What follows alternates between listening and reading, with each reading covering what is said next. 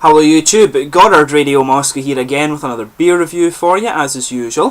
For this one we're going to head back down to London in England, and it's my first English beer review in maybe about 50 or so videos actually, but there's many good craft breweries appearing down in London. I mean, there's Beavertown, London Hills, Camden Town Brewery is another one, Kernel. There's a whole host of these really good little breweries coming out now, and we're going to visit a new one of these today that I've never reviewed anything from. So this guy comes to you from the Weird Beard Brewing Company, and it's called Shark Biscuit, and it's a sort of occasional brew, I guess, and it's meant to be an Australian IPA. So as is usual then with my beer reviews, I'll take you through a very kind of brief history of the brewery. It is very short for this one. If you don't want to stick with me for that though, just fast forward a few minutes into the video and you will go straight to the tasting. The brewery website's in the video description for you below, and there is a link down there that will take you to my future Weird Beard Brewing review videos, and I will be adding to those in the near future because I hear this is a very good brewery.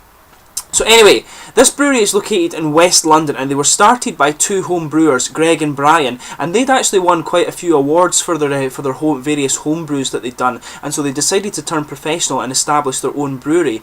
But the guys say that their beers are inspired by the sort of American and British craft beer movements that have really kind of appeared over the last decade or so, but they actually go out quite a lot and actively promote their beers in different places. They've been doing various tasting sessions all throughout London, and kind of very recently they actually did a tap takeover at Brewdog Bar in Camden, and I believe Brewdog now are kind of acting as a distributor for their beers as well. And they did, as I say, they're meant to be very good, and this is one that I picked up from Lewis at Thistle News in Aberdeen, so they are becoming a little bit more prominent in sort of craft beer stores and things like that.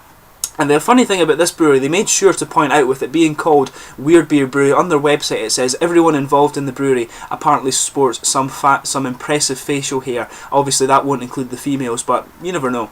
But their beers that you can get from these guys include the Mariana Trench. This is their core range, by the way. You get the Mariana Trench, which is a Pacific Pale Ale, Black Pearl, which is a coffee milk stout, 5 O'Clock Shadow, which is an American IPA, Fade to Black, obviously named after the Metallica song, of course, and this is a black IPA. You get Decadent Stout, Hit the Lights, which is an IPA, and Kentish Town Beer, which is a collaboration beer for the Brewdog Bar in Camden, and that's in their core range as well. I don't know if that's a bottle condition one. I'd be interested to know that. They also have a few other kind of quite interesting ranges of beer that they do. They have a beer called Little Things That Kill, and apparently this one always has the same malt profile, but the hops are changed and the brewer just kind of decides, but they brew a few different batches of that a year. They have a similar concept with their Holy Hop in Hell, which is a double IPA series, and again they just change the hops that go into this beer, but they keep the grain profile the same. They also have a single hop series of beer and some occasional brews, and there's also a number of collaboration brews with other breweries in London, such as Northern Monk, Elusive and Sad Robot as well. This guy is a member of the sort of the kind of occasional brews range, if you like. This was one that Lewis got in a while ago, and since I've been away kind of gallivanting across the world, I haven't got the chance to review it yet. But let's get on to the tasting of this guy anyway. I'll just bring up the camera and let you have a little look at the artwork on this one. It's a 7.2% Australian IPA, and it's actually got some really cool artwork on it. You can see it's, as I said, Shark Biscuit, an Australian IPA. You can see the shark having a little chew on the skull there. And it says here on the side about Weird Beard, it says Weird Beard Brewing Company was formed by two award-winning homebrewers wanting to take their passion for enjoying and creating great beers out of the kitchen and beyond the garage. No gimmicks, no crap, and never knowingly underhopped, just great handcrafted brewed beers in West London with the best ingredients, knowledge and respect for the process, and a little insanity. And it's always good to have that, of course. But Weird Beard Brew Company is a full-on, no-compromise brewery, brewing great tasting and genre-busting beers. Hold on to your taste buds and come along for the ride. And it says on the side, it's got a little bit about the beer. It says, first brewed as a collaboration at the London Brewing Company in the Bull in Highgate, now done with a Weird Beard spin at our brewery in the Anthil in Hamwell. Brewed with lots of Galaxy hops and a bit of Carrard malt to give a nice Australian gold colour. Label graphics are by the Grandmaster Tash Daniel Price, and I think they all seem to have that kind of nickname, if you like. And it says, drink with a novice surfer on a wooden board or some shark-shaped biscuits. And it does have one of these, I forget what you call these things, it has one of these things you can scan with your smartphone, and it will take you and tell you right about the product. I do have the malt and hop profile for this one. As I said, it's a 7.2% Australian Pale Ale. The malt base includes pale, Cara Red, Munich and torrefied wheat. and it's hopped with Citrat, Galaxy and Summit hops as well. So you can see the nice artwork on this bottle here, the shark having a chew on the skull, and it does have the typical weird beard symbol on the bottle cap. Let me just check that you're seeing that properly. There you are. And this is the same bottle cap for all their things. It's a 330 bottle. So let's get this guy out and we'll get on with the tasting here. So my very first review from the Weird Beard Brewing Company. So as you can see, quite a nice smoky opening there.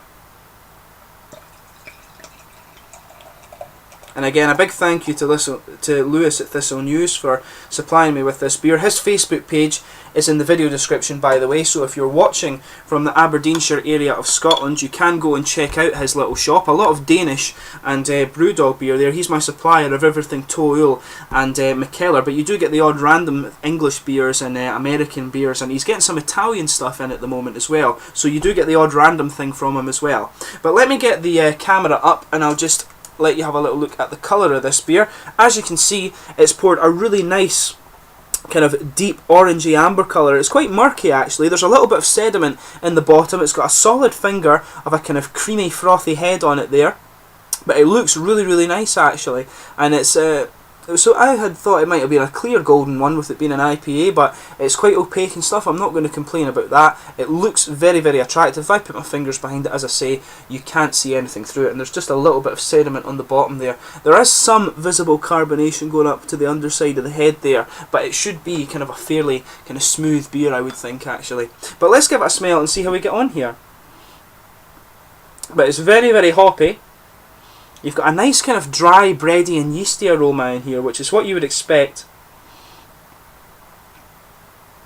It has just a little bit of that yeasty character that you normally get in Cooper's beers over in Australia, which is quite interesting. Maybe that's where they've got a little bit of their inspiration from, who knows. But it's a lot more hoppy than the Cooper's beers, I will say that. But it's got a nice dry, bready aroma underneath. Some yeasty sweetness too, but on top of that, you've got a lot of kind of citricy hops coming out, and there's some grapefruit and pine resin in there as well. It is more of a grapefruit actually than a kind of citricy hop that's in this one. It smells really nice and really fresh, and nice sort of caramel and biscuity aromas as well. It's really beautiful smelling beer. So let's give it a taste and see how we get on. So my first beer from the Weird Beard Brewing Company in London.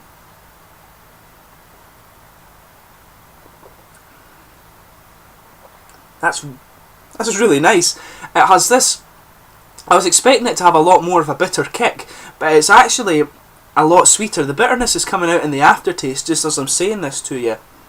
But it's got a really nice, smooth and quite oily mouthfeel, this one. This is maybe one of the more oily IPAs that I've had before, or it's an APA I should say, an Australian Pale Ale.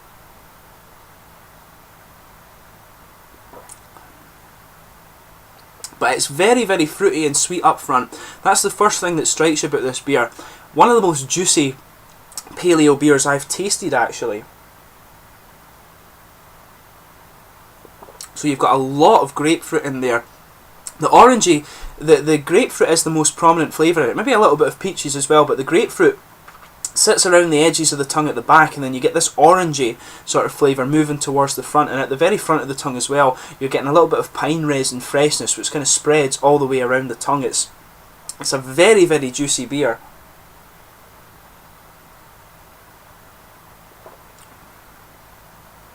There's a nice kind of dry, bready, doughy character to this one as well.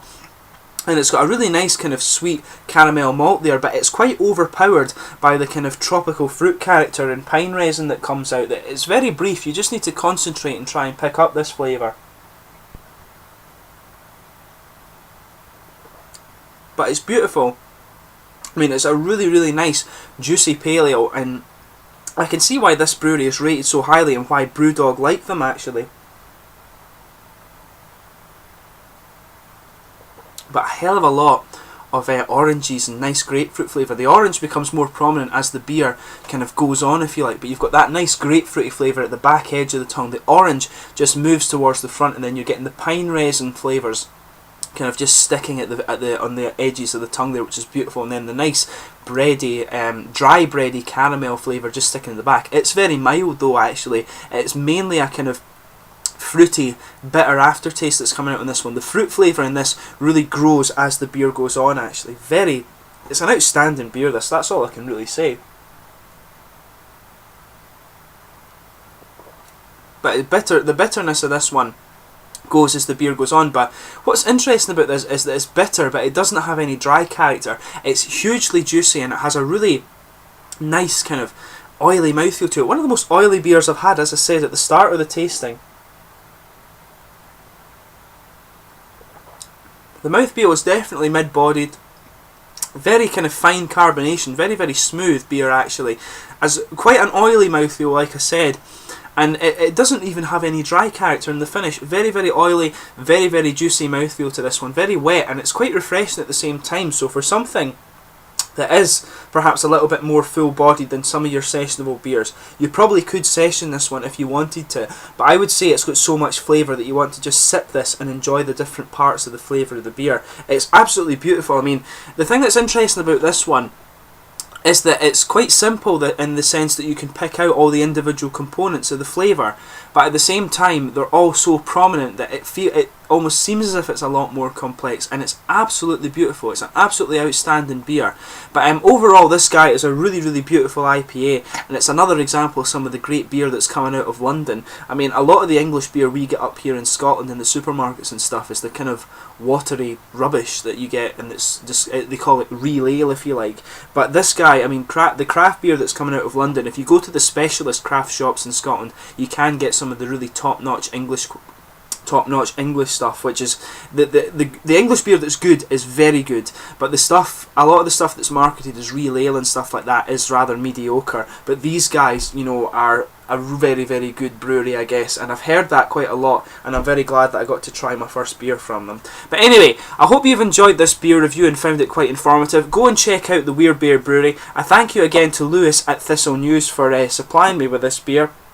Absolutely beautiful beer, that's all I can say about it. Get it tried if you do happen to see it, and anything I'm sure from Weird Beer Brewery will be very good. Hopefully I can add to my beer reviews from these guys in the future. I thank you again for watching my beer reviews. Let me know in the comments section your own thoughts on this beer, and please like, subscribe, share, all the usual YouTube stuff. I'll catch you soon with another beer review.